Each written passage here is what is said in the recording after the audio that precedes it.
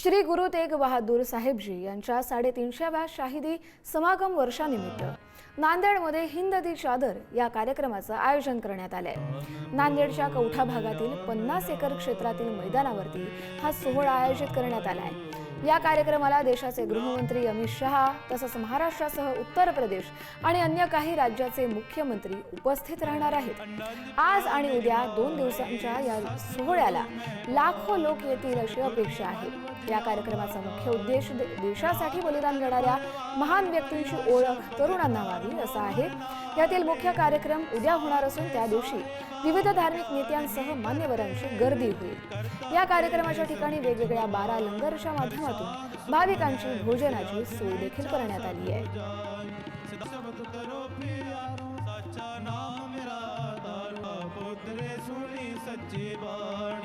संत साजन पे सरसे पूरे उरते जा आया चेतर मधुर धर्मी आपो अपनी के नेड़े के दूर जिन्नी ने